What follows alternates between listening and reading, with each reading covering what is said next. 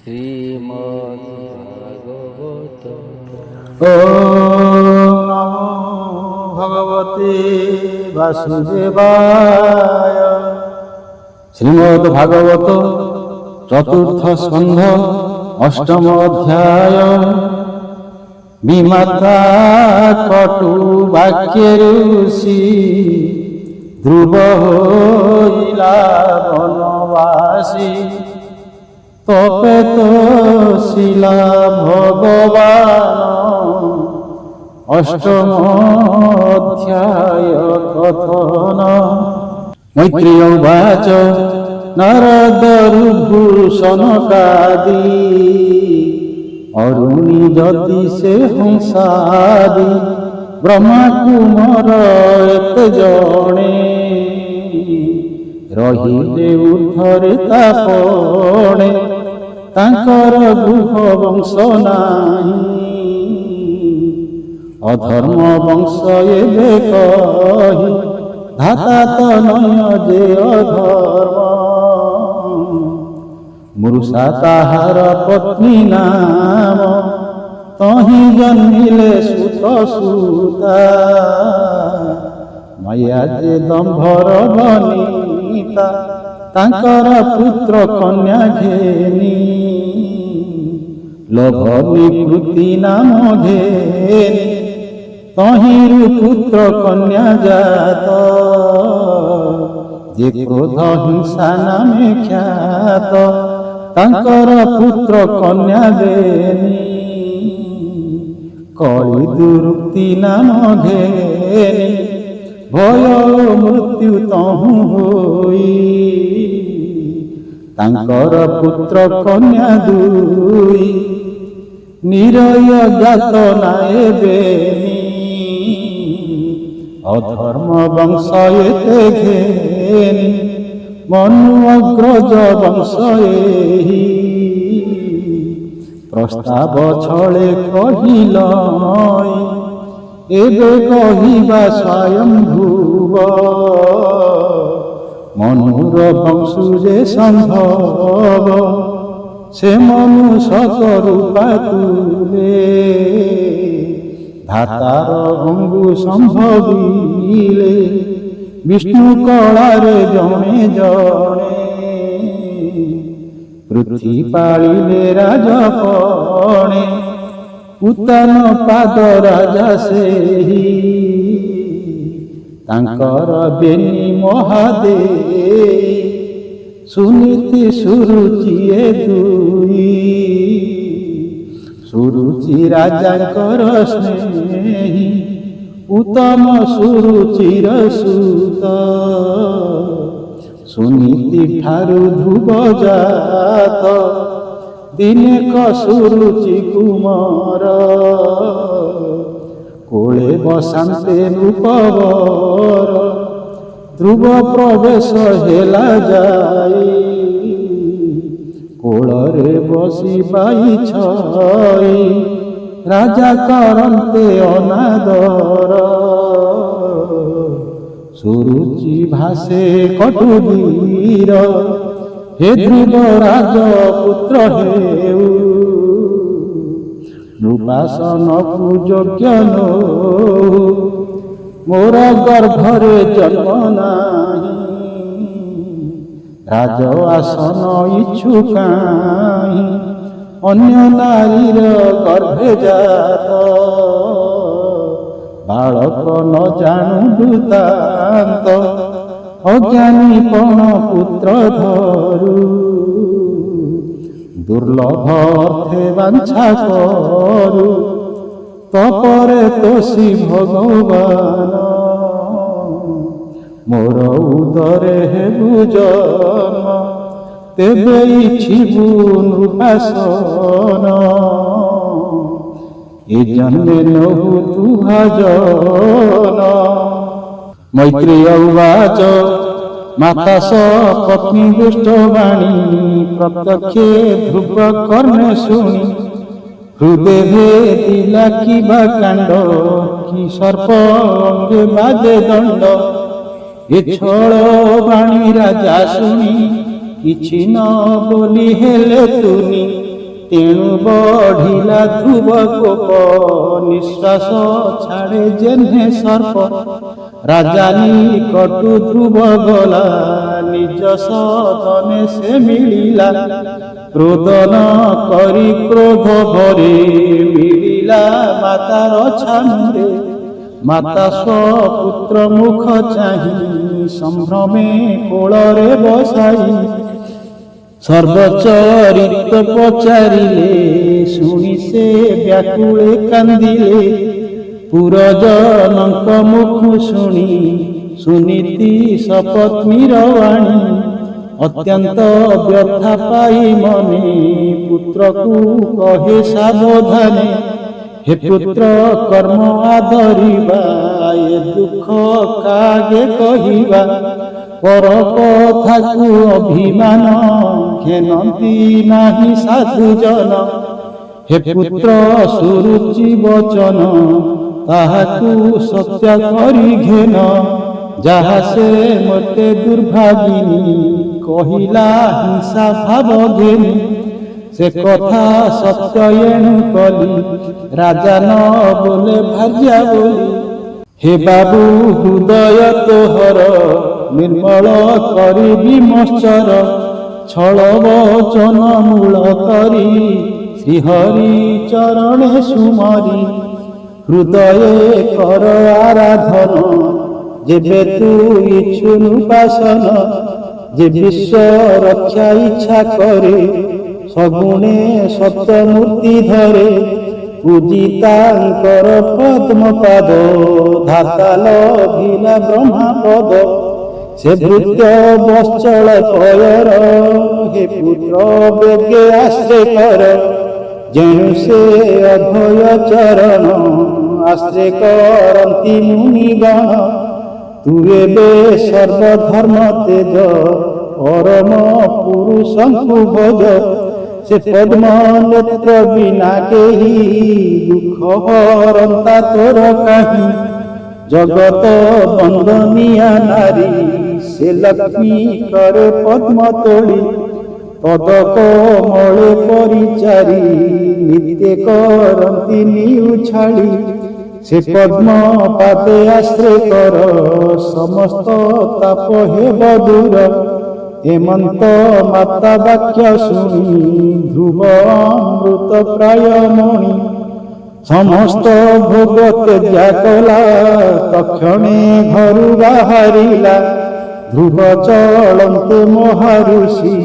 ନାରଦ ପ୍ରବେଶିଲେ ଆସି ମାର୍ଗରେ ଧ୍ରୁବକୁ ଭେଟିଲେ ସନ୍ତୋଷେ ଆଶୀର୍ବାଦ କଲେ ଅଘନାସନ ମୁନିକର ତକ୍ଷଣେ ଦେଲେ ଧ୍ରୁବ ଶିର କଲ୍ୟାଣ କରି ମୁନିବର ବଚନ କହନ୍ତି ମଧୁର ନାରଦ ଉବାଚ ଧନ୍ୟ କ୍ଷତ୍ରିୟଙ୍କ ସ୍ୱଭାବ କିଞ୍ଚିତ ଲଭିମାନ ଭଙ୍ଗ ବାଳକ ହୃଦନ ସହିଲା ଛଳେ ଯାବି ମାତା କହିଲା ଏହା ବିଚାରି ମହାରୁଷି ଧ୍ରୁବକୁ ମଙ୍ଗୁ ବାଣୀ ଭାସି ହେ ପୁତ୍ର ବାଳୁତେ କି ଜାଣି ମାନ କି ଅପମାନ ପୁଣି ବାଳକ ଅବସ୍ଥା ଯେତେକ ସେ କାଳେ ଖେଳ କୌତୁକ ବାଳଙ୍କ କର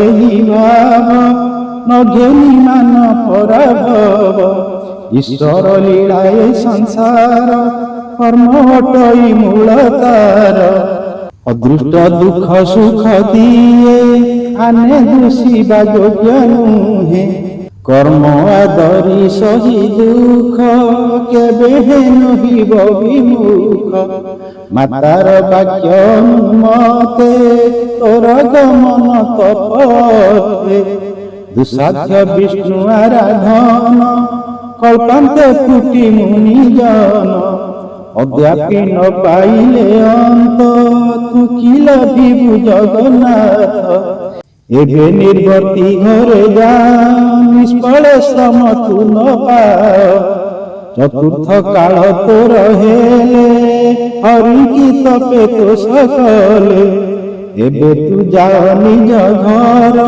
ଆତ୍ମସନ୍ତୋଷେ କର୍ମ କର। ଗୁଣ ଅଧିକେ ମୋଦ ଭାବ, ନିକୃଷ୍ଟ ଅନୁଗ୍ରହୀ ହେବ। ସମାନ ଜନେ ମିତ୍ର କଣ, ଏହିଟି ଉତ୍ତମ ଲକ୍ଷଣ। ହେମନ୍ତ ମୁନି ମୁଖୁ ଶୁଣି, ଧ୍ରୁବ କହି ଦୈନ୍ୟବାଣୀ। हे महर्षि तुंभ वाक्य, हे सर्व सत्यटी प्रत्यक्ष। सुरुचि बाणी सराघात, बळे बहुत व्याकुलित। तही तुम्भर वाक्य सार, न रहे दोष नाही मोर। क्षत्रिय कुले होई जात, केशव कटु वाक्याघात। त्रिलोक परित्राणार्थे, तुम्भ भ्रमण ए जगते। स्वधर्म उपदेश देई, हेरुषि मते कर त्याही। मैत्रेय उवाच, एमन्ते ध्रुव वाक्य शुणी। तार हृदय मुनि जाणी, कृपामृत आद्रवाणी। आनंद मने ऋषि भणी। नारद उवाच, जननी वाक्य मार्ग तुर। निश्चय हरि की आश्रय कर। जे धर्म अर्थ काम मुख्य, पांछा जे करंती प्रत्यक्ष। तांकर श्री हरि चरण, बिनु नाहिटी परित्राण। तेणु तु जाओ सुमंगले, पवित्र जमुनार कूले। तही सुपुण्य मधुवन, जहि विजय भगवान। तही त्रिकाल स्नान करी, काळंदी जले संध्या सारी। हरि बुली जासन सुधी, तही रे प्राणायाम विधि। पूरक कुंभ करे चक, वायुरोधने सुविवेक। अळप अळप साधन, मनरे करी गुरु ध्यान। हृदय निर्मल करिबु, मन चंचल न करिबु। एमन्ते हृदय करी भाव, ध्यान करिबु वासुदेव। एमन्ते ध्यानी करी स्थिर, शुण कहिबा मंत्र सार। जे मंत्र जपी 7 दिने, पुरुष देव तांकु चिन्हे। ओम नमो भगवते वासुदेवाय। ए मंत्र उपचार देव, हृदय विष्णु को पूजिब। पवित्र जल बन्य फल, दुर्वा तुलसी वस्त्रमाल। जेबे इच्छिब आत्मा भाव, शिलादि प्रतिमा करिब। समस्त करी निवेदन, किंचित शेषे आस्वादन। जे मंत्र मूर्ति भगवान, नित्य करिब हृदय ध्यान। ये मंत्र काय वाक्य मणि, हरि पूजन्ते समाधाने। से भक्त वत्सल मुरारी, प्रसन्न हेबे दैत्यारी। जेबे इंद्रिय निवारिब, विरते हरि भावे थिब। विशुद्ध भाव देखी तार, मिलन्ति ब्रह्मांड ईश्वर। एमन्त ऋषि उपदेश, श्रवणे ध्रुव हेला दोष। मुनि की करी प्रदक्षिण, बेगे से गला मधुवन। नारद तक्षणे चलिले, राजार पुरे प्रवेशिले। नृपति देखिले नारद, बेगे पूजिले ऋषि पाद। नारद आसने बसिले, राजांकु चाहि पचारिले। राजन किस कर ध्यान, सुखिछि तुम्हार बदन। किबा सफल नुहे धर्म, कियबा पुनि अर्थ काम। राजा उवाच, ରାଜା ବୋଲନ୍ତି ମୁନି ଶ୍ରେଷ୍ଠ, ମୋର ହୋଇଛି ପୁତ୍ର କଷ୍ଟ, ବିମାତା ବାକ୍ୟ ନ ସହିଲା, ମୋ ପୁତ୍ର ଘରୁ କେଣେ ଗଲା, ମାତା ସହିବେ ନାହିଁ ଘରେ, ତେଣୁ ମୁଁ ବ୍ୟାକୁଳ ମନରେ, 5 ବରଷ ବୟ ତାର, ଦେଖି ଡରିବ ବନ ଘୋର, ପଥ ଶ୍ରମରେ ବନେ ଯିବ, କ୍ଷୁଧା କୂଳେ ଶୋଇଥିବ, ତାହାକୁ ଦେଖି ବନ ଯିବ, ବ୍ୟାଘ୍ର ଯେ ନିଶ୍ଚୟ ଭକ୍ଷିବ, ମୁଁ ବଡ଼ ଦୁଷ୍ଟ କଣ କଲି, ପୁତ୍ରକୁ କୋଳେ ନ ଧଇଲି, ସ୍ତ୍ରୀ ବଶରେ ଅଜ୍ଞ ଭାବ,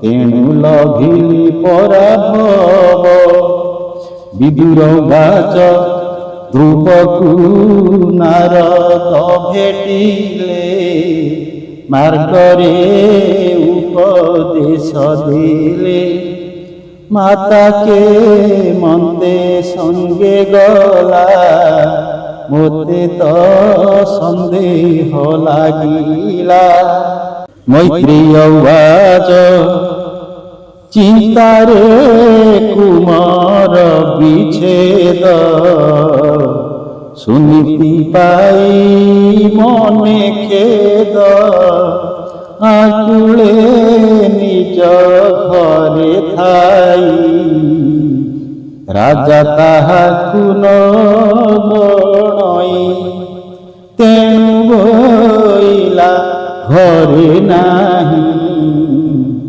ଏବେ ରାଜାକୁ ଋଷି କହି, ନାରଦ ବାଚ ହେ ନୃପପୁତ୍ର ଗୁଣ ଶୁଣ, ତାକୁ ରଖିବେ ନାରାୟଣ, ତା ଯଶ ସଂସାରେ ପୁରିବ, ତୁ ହି ନ ଜାଣୁ ତା ପ୍ରଭାବ, ଅସାଧ୍ୟ ତପ ସେ କରିବ, ଲୋକପାଳଙ୍କୁ ସେ ଦୁର୍ଲଭ, କରିବ ତା ଯଶ ବିସ୍ତାର, ନିକଟେ ଆସିବ କୁମର, ମୈତ୍ରେୟ ବାଚ ଏମନ୍ତେ ଦେବ ଋଷି ବାଣୀ, ନୃପତି ସାବଧାନେ ଶୁଣି, ପୁତ୍ର ଚିନ୍ତାରେ ନିମଜ୍ଜିଲେ, ନାରଦ ବ୍ରହ୍ମ ଲୋକେ ଗଲେ, ଧ୍ରୁବ ଯେ